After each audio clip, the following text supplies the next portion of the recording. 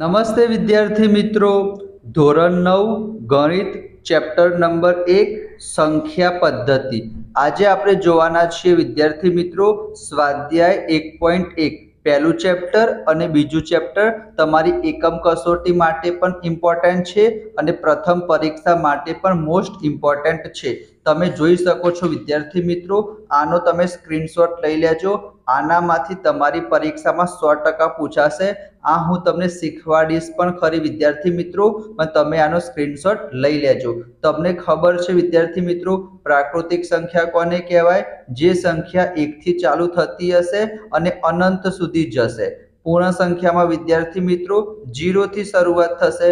પૂર્ણાંક સંખ્યામાં 0 પણ આવશે, ધન પૂર્ણાંક પણ આવશે, ઋણ પૂર્ણાંક પણ આવશે. બરાબર, આપણે બહુ જ ડિટેલમાં શીખીશું વિદ્યાર્થી મિત્રો. તો આપણે સ્ટાર્ટ કરીએ વિદ્યાર્થી મિત્રો સ્વાધ્યાય 1.1. એમાં પહેલો પ્રશ્ન શું છે? શું શૂન્ય એ એક સમય સંખ્યા છે? શું તમે શૂન્યને p/q ના સ્વરૂપમાં લખી શકશો?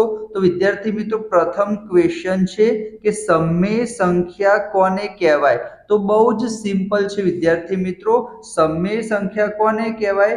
જે સંખ્યાને આપણે વિદ્યાર્થી મિત્રો p/q ના સ્વરૂપમાં લખી શકીએ એને આપણે સમય સંખ્યા કહીએ. જેમ કે વિદ્યાર્થી મિત્રો હું તમને એમ કહું -3/4, તો ઉપર અંશ હોય નીચે છેદ હોય, તો આને વિદ્યાર્થી મિત્રો સમય સંખ્યા કહેવાય. 6/19, તો આને પણ સમય સંખ્યા કહેવાય. 8 ને પણ વિદ્યાર્થી મિત્રો સમય સંખ્યા કહેવાય. નીચે કંઈ નથી લખ્યું તો આપણે નીચે શું લખી શકીએ? 1 લખી શકીએ. તો એ જ પ્રમાણે વિદ્યાર્થી મિત્રો આપણને કીધું છે કે શૂન્ય સમય સંખ્યા કહેવાય. હા, નીચે કંઈ નથી લખ્યું તો આપણે વિદ્યાર્થી મિત્રો નીચે કેટલા લખી શકીએ? 1 લખી શકીએ. તો શૂન્યને આપણે p/q ના સ્વરૂપમાં લખી શકીએ. માટે શૂન્ય એક એવી સંખ્યા થશે, સમય સંખ્યા થશે. એક વસ્તુ તમારે યાદ રાખવાની, તમારે છેદમાં 0 ના હોવો જોઈએ. આને સમય સંખ્યા કહેવાય, આને સમય સંખ્યા ના કહેવાય. કેમ ના કહેવાય? કારણ કે વિદ્યાર્થી મિત્રો છેદમાં શું આવ્યું છે? 0 આવ્યું છે. તો છેદમાં 0 ના હોવો જોઈએ. ઉપર 0 હોય તો ચાલે વિદ્યાર્થી મિત્રો, છેદમાં 0 ના હોવો જોઈએ. આનો આન્સર શું આવશે? અનંત આવશે. બરાબર, ઇન્ફાઇનાઇટ આવશે, અવ્યાખ્યાયિત આવશે, એરર કહેવાય. બરાબર, તો અહીંયા વિદ્યાર્થી મિત્રો 0 ઉપર છે તો નીચે 1 લખી શકીએ. તો શૂન્યને સમય સંખ્યા કહી શકીશું, પણ વિદ્યાર્થી મિત્રો છેદમાં 0 હોય તો એને આપણે અસમય સંખ્યા કહીશું. બરાબર, સમય સંખ્યા નહીં કહીએ. આટલું તમને ખબર પડી ગઈ વિદ્યાર્થી મિત્રો. ચલો એના પછી આપણે જોવા જઈએ બીજા નંબરનો ક્વેશ્ચન. એ સૌથી સરસ ક્વેશ્ચન છે. તમારી પ્રથમ પરીક્ષામાં અથવા તો એકમ કસોટીમાં પૂછાવાના વધારે ચાન્સીસ છે. અહીંયા આપણને શું કીધું છે? તમને પરીક્ષામાં કોઈ પણ બે સમય સંખ્યા આપી હશે અને તમને કીધું હશે કે એમની વચ્ચે આવેલી 4 સમય સંખ્યા શોધો, 5 સમય સંખ્યા શોધો, 6 સમય સંખ્યા શોધો. એ તમને કેટલી પણ સમય સંખ્યા પૂછી શકે છે.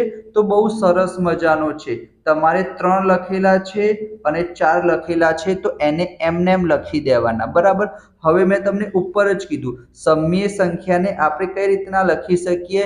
p/q ના સ્વરૂપમાં લખી શકીએ. નીચે કંઈ ના હોય તો નીચે શું લખાય? 1 લખાય. તો 3 ના નીચે કંઈ નથી તો આપણે શું લખી દઈશું? 1 લખી દઈશું. 4 ના નીચે પણ કંઈ નથી તો આપણે શું લખી દઈશું? 1 લખી દઈશું. તો અહીંયા વિદ્યાર્થી મિત્રો p/q ના સ્વરૂપમાં આવી ગઈ. હવે તમારે શું કરવાનું છે વિદ્યાર્થી મિત્રો? ઉપર નીચે 10 વડે ગુણવાના છે. તમે કહેશો સર 10 વડે કેમ ગુણ્યા? મારે 15 વડે ગુણવા હોય, 5 વડે ગુણવા હોય તો ગુણી શકીએ. હા વિદ્યાર્થી મિત્રો, તમને જેના પણ વડે ગુણવું હોય ને એના વડે ગુણી શકો. મેં કેમ 10 વડે ગુણ્યા? કારણ કે બહુ ઈઝી થાય. હું તમને 9 વડે ગુણું તો તમે કહેશો સર મને તો 3 9 નથી આવડતું, પણ તમને 10 એકાનું ઘડિયું તો આવડે જ વિદ્યાર્થી મિત્રો. કોઈ પણ સંખ્યાને 10 વડે ગુણીએ એનો મતલબ પાછળ કેટલા લગાવી દેવાના? 0 લગાવી દેવાના.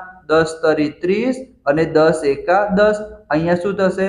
10 ચોક 40 અને 10 એકા 10. બરાબર. તો એના માટે જ આપણે 10 વડે ગુણીએ છીએ, કારણ કે ઈઝી પડશે. તો તમારે શું કરવાનું છે? 10 10 વડે ઉપર નીચે ગુણી દીધા. બસ હવે તમને ખબર પડી જાય કે 30/10 અને 40/10 ની વચ્ચે કેટલી સંખ્યા આવશે?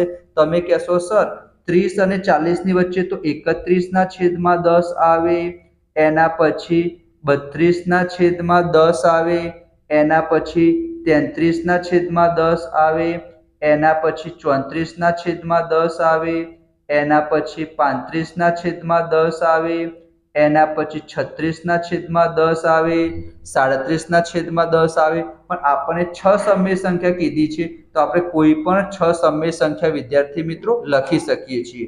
ખબર પડી? કેટલો સરસ મજાનો ક્વેશ્ચન હતો. તમે સ્ક્રીનશોટ લેતા જજો. આ પહેલા નંબરનો ક્વેશ્ચન છે અને આ વિદ્યાર્થી મિત્રો બીજા નંબરનો ક્વેશ્ચન છે.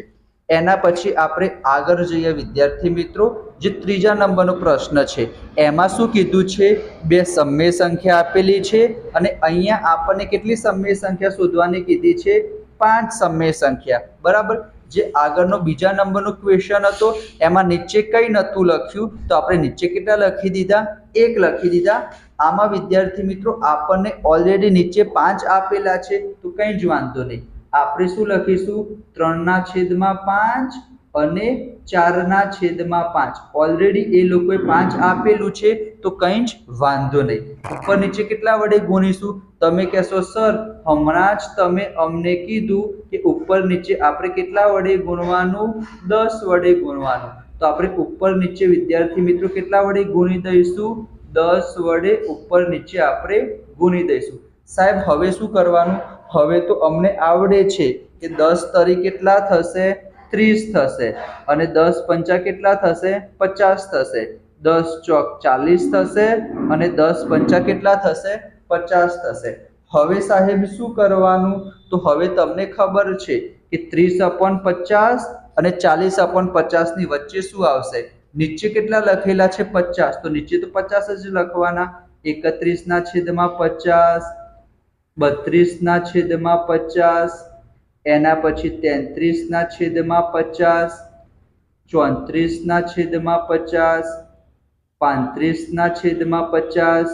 બરાબર. આપણને 5 સમય સંખ્યા કીધી છે, તો આપણે 5 સમય સંખ્યા લખી દઈશું વિદ્યાર્થી મિત્રો. બરાબર. આ પહેલો વિડીયો હતો, તો આપણે પહેલા વિડીયોમાં માત્ર આટલું જ કરીએ છીએ. ફરીથી એક વખત હું તમને બતાવી દઉં. ધોરણ 9 ગણિત ચેપ્ટર નંબર 1 સંખ્યા પદ્ધતિ સ્વાધ્યાય 1.1 એનો પહેલો પ્રશ્ન, એ પણ મેં તમને સમજાયો. તમને 6 સમય સંખ્યા કે 5 સમય સંખ્યા કે તો કઈ રીતના શોધવાનું એ મેં તમને સમજાવ્યું. તમારા ગણિતમાં જેટલા પણ ચેપ્ટર છે વિદ્યાર્થી મિત્રો, બધાના જ દાખલા આ રીતના સરસ મજાના આપણે સોલ્વ કરીશું. આનો મેં તમને સ્ક્રીનશોટ લેવાનો કીધો હતો વિદ્યાર્થી મિત્રો. સંખ્યા પદ્ધતિ એટલે શું થાય? ટોટલ કેટલા પ્રકારની સંખ્યા આવશે? આના સિવાય વિભાજ્ય સંખ્યા આવે છે, અવિભાજ્ય સંખ્યા આવે છે, બેકી સંખ્યા, એકી સંખ્યા. એના માટેનો એક સરસ મજાનો મેં વિડીયો બનાવેલો છે, જે તમને ધોરણ 10 માં પણ કામમાં આવશે. તો આ વિડીયો તમે જોઈ લેજો અને જો તમે પ્રથમ વખત આયા હોય તો ચેનલને સબસ્ક્રાઇબ પણ કરી દેજો. અને આપણે આ પહેલો ભાગ છે. બીજા ભાગમાં વિદ્યાર્થી મિત્રો આ જોઈશું. મોસ્ટ ઇમ્પોર્ટન્ટ છે વિદ્યાર્થી મિત્રો. વિધાનો સત્ય છે કે અસત્ય છે. એના પછી આપણે સ્વાધ્યાય 1.2 પણ જોઈશું. એના પછી વર્ગમૂળમાં 5 ની સંખ્યા કેવી રીતે દર્શાવવું, સ્વાધ્યાય 1.3 છે. આપણે બધા જ ચેપ્ટર સરસ મજાના શીખવાના છીએ. તો ફટાફટ વિદ્યાર્થી મિત્રો વિડીયોને લાઈક કરજો, ચેનલને સબસ્ક્રાઇબ કરજો, દોસ્તો સાથે શેર કરજો. આપણે મળીશું નેક્સ્ટ વિડીયોમાં. ત્યાં સુધી જય Shri Krishna, Radhe Krishna. Thank you so much.